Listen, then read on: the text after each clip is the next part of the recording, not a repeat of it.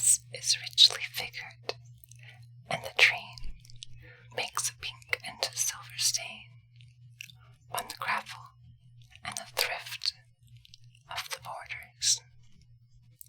Just a plate of current fashion, tripping by in high-heeled ribboned shoes. Not a softness anywhere about me, only whalebone and brocade, and I sink on a seat in the shade of a lime tree, for my passion wars against the stiff brocade. The daffodils and squills flutter in the breeze as they please, and I weep, for the lime tree is in blossom, and one small flower is dropped upon my bosom.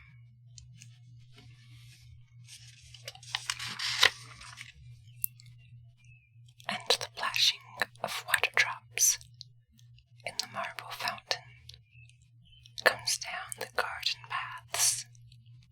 The dripping never stops. Underneath my stiffened gown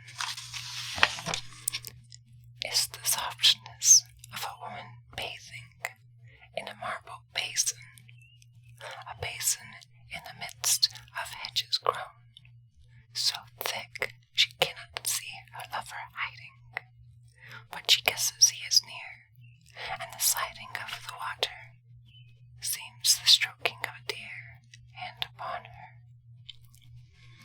What is summer in a fine brocaded gown? I should like to see it lying in a heap upon the ground, all the pink and silver crumpled up on the ground.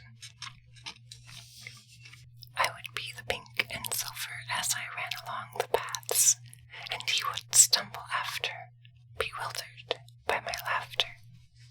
I should see the sun flashing from his sword hilt and the buckles on his shoes. I would choose to lead him in a maze along the patterned paths, a bright and laughing maze for my heavy-booted lover, till he caught me in the shade, and the buttons of his waistcoat bruised my body as he clasped me, aching, melting, unafraid, with the shadows of the leaves and the sun drops, and the plopping of the water drops, all about us in the open afternoon. I am very likely to swoon with the weight of this brocade, for the sun sifts through the shade.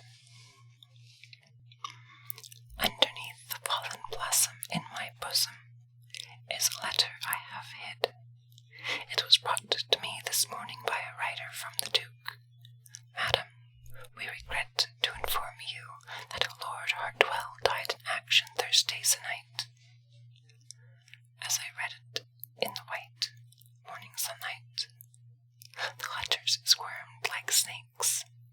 Any answer, madame? Said to my footman. No, I told him. See that if the messenger takes some refreshment. No answer. And I walked into the garden, up and down the patterned paths in my stiff, correct brocade. The blue and yellow flowers stood up proudly in the sun, each one. I stood upright too, held rigid to the pattern with the stiffness of my gown. Up and down I walked, up and down. In a month he would have been my husband. In a month, here, underneath this lime, we would have broke the pattern. He for me and I for him. He as colonel, I as lady, on this shady seat. He had a whim. That sunlight carried a blessing, and I answered, it shall be as you have said now. He is dead. In summer and in winter I shall walk up and down the patterned garden paths in my stiff brocaded gown. The squills and daffodils will give place to colored roses and to asters and to snow. I shall go up and down in my gown, gorgeously arrayed.